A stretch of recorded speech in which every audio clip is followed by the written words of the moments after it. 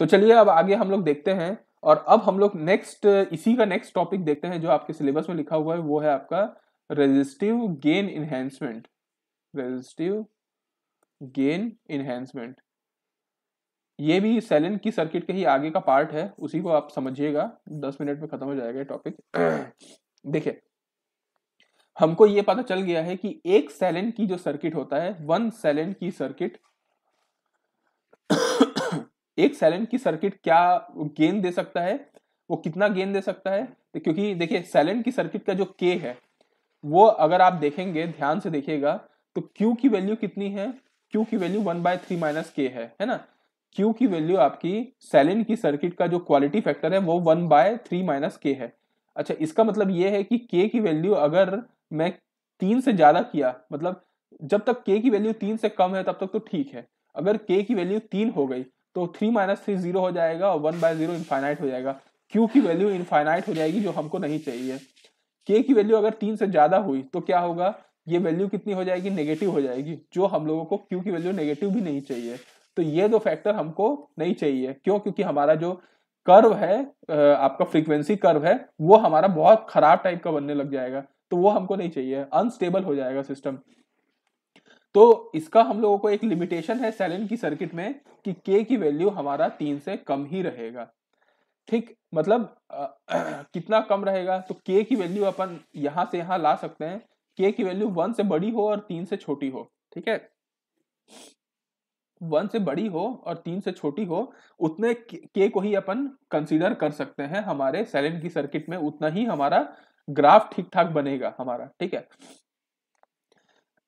अच्छा, तो हमको अगर मान लीजिए कि हमको गेन ज्यादा चाहिए, मतलब हमारा जो ओपैम्प है उसका गेन हमको ज्यादा चाहिए, तो हम तो कर ही नहीं पाएंगे, क्योंकि अगर हम गेन को बढ़ाते हैं तो के की वैल्यू बढ़ेगी, और के की वैल्यू बढ़ेगी इसका मतलब है आपका जो क्वालिटी फैक्टर है वो कम हो जाएगा, मतलब क्वालिटी फैक्टर बहुत खराब होने लगेगा, और हमको जो फ्लैट बैंड है वो हमको मिलेगा ही नहीं, तो गड़बड़ है हम लोगों को।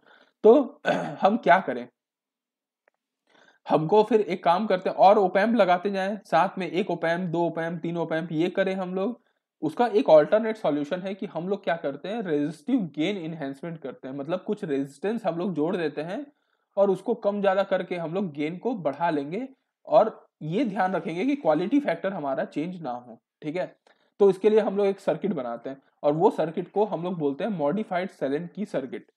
इसमें क्या होता है देखिएगा, कि जैसे हमारा सेलेन की सर्किट था, उसमें हमारा ये ओपैम्प हुआ करता था, ओपैम्प माइनस प्लस। इसमें हम लोग क्या करते थे, आउटपुट वोल्टेज लेते थे और उसको पूरा का पूरा आउटपुट वोल्टेज को हम लोग यहाँ पे कनेक्ट कर देते थे, अगर याद होगा तो। अब क्या करेंगे देखिएगा, यहाँ पे हम लोग रेजिस्टेंस लेंगे R1। ठीक है, यहाँ पे हम लोग मान लीजिए कनेक्ट कर दिए और इसको कर दिए। यहाँ पे हम लोग कैपेसिटेंस लेंगे C1। ठीक है, और यहाँ पे हम लोग फिर से एक रेजिस्टेंस लेंगे R2। ठीक है, और यहाँ पे फिर से हम लोग एक कैपेसिटेंस लेंगे C2। ठीक है, और इसको ग्राउंड कर दिए, और इसको हम लोग किससे कनेक्ट कर दिए, इससे। ठीक, वही सेम सर्किट है, और वही हम इसको कनेक्ट करते हैं आउटपुट के साथ। ठीक है, आउटपुट के साथ हम लोग कनेक्ट कर दिए, लेकिन यहाँ पे क्या किए हम लोग, यहाँ पे हम लोग ना दो ठोक रेजिस्टेंस लगा दिए, मतलब आप बोल सकते हो, यहाँ पे एक काम करते हैं, रुक जाइए, इसको थोड़ा सा एक बना देता हूँ। ये आपका आर डैश हो गया, और यहाँ पे आपका हो गया आपका आर एफ। ठीक है, यहाँ पे आपका आर एफ हो गया जो आपका कनेक्टेड। देखिए, इसी में से ना, इसको मैं पूरा नहीं लेता, एक काम करता हूँ, इसको थोड़ा सा काट देता हूँ, और यहाँ से हम लोग एक काम लेते हैं, यहाँ पे ना एक काम लेते हैं, ये एक दो सर्किट बना देते हैं, दो रेजिस्टेंस बना देते हैं। ठीक है, एक हो गया R1 डैश और ये हो गया R2 डैश। ठीक, और ठीक, यहाँ से, ठीक है, इनके बीच से अगर मैं कोई चीज को लेता हूं तो क्या होगा, इसका जो आउटपुट आप समझ सकते हैं, इसका आउटपुट क्या होगा। मान लीजिए यहाँ पे अगर आउटपुट निकालना चाहूं तो क्या होगा, V not into R2 dash divided bye R1 dash plus R2 dash. मतलब अगर मैं, देखिए, यहां से वायर निकाल के सीधा कनेक्ट करता जो सेलेन की, तो सेलेन की सर्किट बन जाता, लेकिन वहां से नहीं करूंगा, मैं यहां से कनेक्ट करके अब इसको कनेक्ट करूंगा। इससे क्या हुआ कि हमारा पूरा का पूरा आउटपुट वोल्टेज फीडबैक की तरह नहीं गया, हमारा कुछ पोर्शन, आउटपुट का कुछ पोर्शन हमारा फीडबैक की तरह इनपुट में गया, rather than complete output voltage. और वो कैसे गया, एक रेजिस्टिव नेटवर्क के लिए के साथ गया, इसीलिए इस सर्किट का नाम रेजिस्टिव गेन इनहैंसमेंट कहलाता है। अगर आप लोगों को सर्किट समझ में आ गया होगा तो काम एकदम आसान है। क्यों? क्योंकि देखिए इसमें जो गेन है, इसमें जो गेन आपका यहाँ पे ये जो गेन है वो तो के ही है, यहां से जो निकल के आ रहा है वो के डैश मान के चलते हैं, मतलब ओवरऑल वी नॉट नहीं जा रहा है इनपुट में फीडबैक की तरह, वो जा रहा है V naught into R two dash divided by R two dash plus R one dash, मतलब उसका कुछ हिस्सा जा रहा है। ठीक है, एनालिसिस बिल्कुल सेम तरीके से होगा जैसा आपका सेलेन की सर्किट में होता है, वही ट्रांसफर फंक्शन, सब कुछ वही, बस ट्रांसफर फंक्शन में कुछ अंतर आएगा। वो अंतर आप जब इसको सॉल्व करेंगे तो आपको समझ में आ जाएगा। मैं आपको डायरेक्ट वैल्यू लिख देता हूं, with R1 is equal to R2 is equal to R, C1 is equal to C2 is equal to C के साथ आपको सॉल्व करके मैं आपको इसका ट्रांसफर फंक्शन बताता हूं कि उसमें क्या था, याद है? वो था 1 बाय या k bye R1 R2 C1 C2 था, वो दोनों अगर बराबर हो गए तो R स्क्वायर C स्क्वायर आ गया। ठीक, यहाँ पे अगर आप देखेंगे तो S स्क्वायर था, उसके बाद S में था R1 C1 plus R2 C2 plus 1 minus k into R1 C1, ऐसे कुछ था।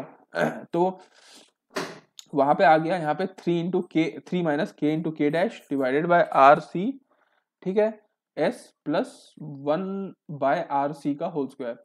ये इसका ट्रांसफर फंक्शन है, जो अगर आप इसको सॉल्व करेंगे तो आपको यहाँ पे मिल जाएगा। बहुत आसान है, आपको अगर second order low pass filter का मैं करके आपको बताया था, वहां से आप एक्टिव कंपोनेंट का निकाल लीजिए, और यहाँ पे आपको सिर्फ इतना किए हैं कि जो के था यहाँ पे साथ में इसको के डैश भी ले लिया, क्योंकि यहाँ पे प्योर आउटपुट वोल्टेज नहीं गया है, उसका कुछ पोर्शन आपका आउटपुट वोल्टेज में गया है।